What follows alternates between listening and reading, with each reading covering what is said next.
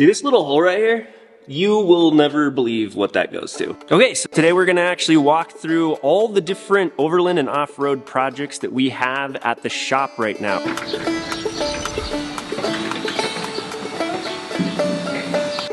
Our first car up today is a beast of a 4x4, and in fact, it's actually a legend. Okay, so this car, I'm sure most of you have probably never ever heard of. This is a Lada Niva. It came out in 1977-78, and it's been in continuous production since then. So you can still go pick up a brand new 2023 that largely looks the same on the outside. The interior's changed a little bit, they've modernized it, but other than that, it's still the same car. It's got a linked rear end, very similar to that of like a Raptor, and it's got independent suspension in the front on springs. This is a very capable 4x4. It actually has a center locking diff. It's actually the only vehicle on the property right now that has a locking diff. It has tons of clearance, a lot more clearance than most vehicles that come out nowadays that claim to be four-wheel drive SUVs.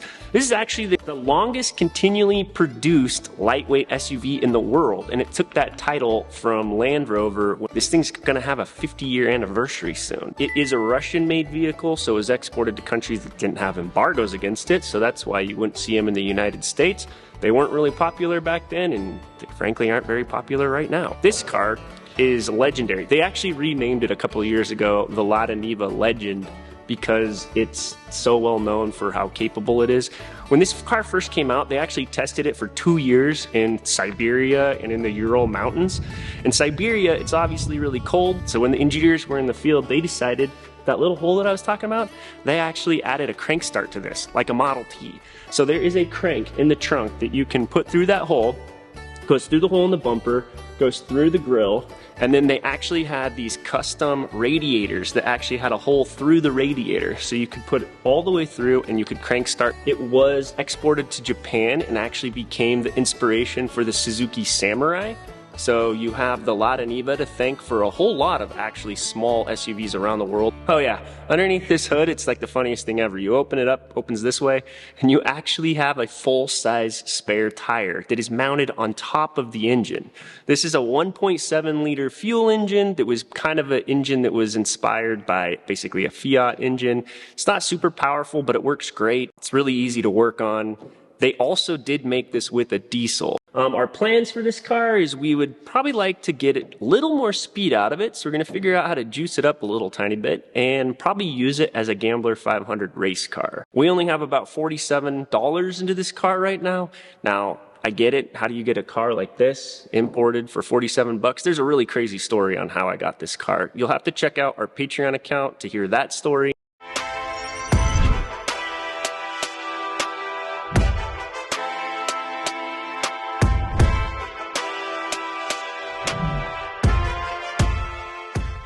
Okay, so I get asked about our plans with this car all the time.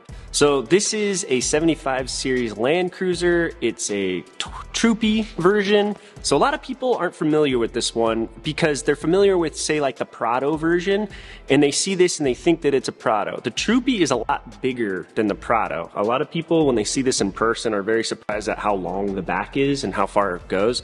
The Troopy was originally designed in Japan to be an actual troop carrier. So it actually seats 11 adults. So it has benches in the back that fold down on the sides, and then it had normally it would have a bench in the front that would seat 3 people. So it's a big vehicle. It has a massive payload of over 2,100 pounds. So these things are primed and perfect to do big expedition level builds on because they can actually handle the payload. If you know these old trucks, they're solid axle on the front and rear, leaf sprung on both. So you're not gonna have like the softest ride, but they're very, very capable 4x4s. Usually the diesels are the most desired. This one comes with the biggest petrol engine that they ever put in this. So it's a 4.5 liter V6. It's a straight 6, produces about 200 horsepower. This thing is a great car. You can go on the freeway, go 75 miles per hour, no problem. This is actually what I kind of use for my daily driver right now. The biggest issue that I'm having with it is I'm still having a little bit of transmission issues. Whoever drove this definitely abused the heck out of the transmission. Have you ever driven stick shift before, Freddy? No, but no problem. I've seen him do it on TV. So it's got some work. This one actually comes from Oman, so it's imported. It actually has the steering wheel on the correct side for the United States. The ideal build with these is that expedition car that you're gonna drive, for example, to like the bottom of South America. Most of that trip is actually gonna be on paved roads, which this thing would do great on. You can downsize the tires. This currently has 35s, but if you downsize these a little bit for an expedition like that, you're gonna be able to find tires for it. You're gonna be able to find parts. It's super easy to work on. In addition to that, Alucab and a couple other companies make a pop top, so the whole entire the top of it can pop up, so you can actually stand up in the back and build out a little kitchen. And then if you're camping in a rural, not in a rural, but like in a city where you don't really want to be noticed that much, you can always leave the top down and build it out to where you have a bed that pulls out in the back and just sleep in the back of it. It's just a cool Land Cruiser. I'm a huge Toyota fan, obviously, so super excited to build this out someday. It's gonna be an expensive build. It's probably gonna take several years to get it done. These Troopies have a soft spot in my heart because when I first ever got into overlanding, like what got me into overlanding, I was actually driving these, this style of truck in Haiti, actually. So again, that's a pretty crazy story on how I got into overlanding in the first place, and that's a quick story that we do tell over on the Patreon page if you want to check that out. 6,218 is the amount of comment questions and DMs I've answered on off-road gear and builds for this channel. Look, we all come to YouTube to get our questions answered, to be entertained, and to find some community. I've done my best so far to answer lots of your questions. I try to be entertaining, but let's face it, my friends tell me that I am dad funny. I think I should be offended. I don't know, if you tell me. As far as community though, I love building community. This is why I live on a big farm and I have literally a horde of wildland firefighters that call it home on all of their days off. It's why I now own 4 whitewater rafts, because it's more fun to go on the river when you take people that have never been on the river. It's why I've spent a crazy amount of time and hours answering all your questions. See, that's the thing. I want this channel to bring the community value. See, the thing is, there is power in information and a safe space to talk about gear and builds with no judgment. The power isn't to build the greatest builds the world has ever seen. The power is to save money and to save time. Have the right gear and build for your actual use. And to spend all that money and time that you save doing meaningful and compelling things with the people that you love. I'm pretty sure that's the pinnacle of adventure, is to just do meaningful and compelling things with the people you actually care about. If that sounds interesting to you, then check out our Patreon. We're setting up a Discord. We're building a build portal where we can answer a lot more of your questions in an actual sustainable way. We're building a community meant to be a safe space where dumb questions are encouraged and finding a little bit of adventure is encouraged even more. Okay, so this car, it's a 1988 Toyota Panda Ranchi. They're from Brazil. They were actually manufactured in Brazil, and they came stock from the factory with Mercedes diesel engines. So that's what this has inside of it. These vehicles have probably one of the most incredible histories of just about any vehicle out there. You've definitely got to go check it out. We did a short film on the history of the Panda Ranchi. It's only like 11 minutes long, and it's one of the craziest stories you'll ever hear in automotive history.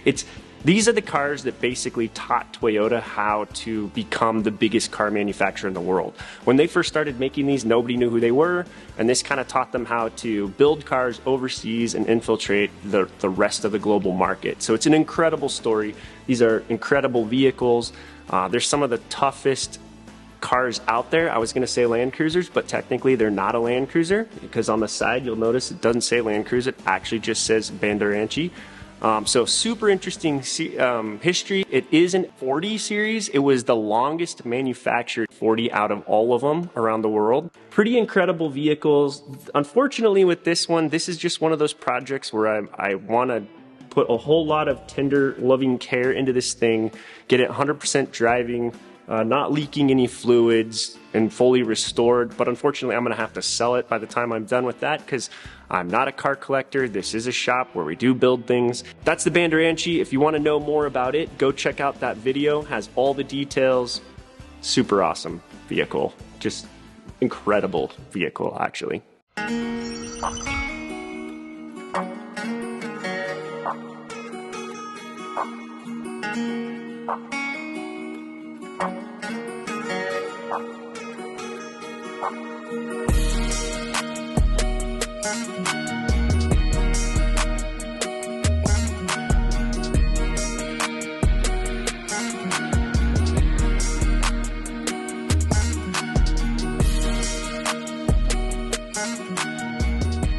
Well, this channel started with Tundras, and it's probably always going to have Tundras.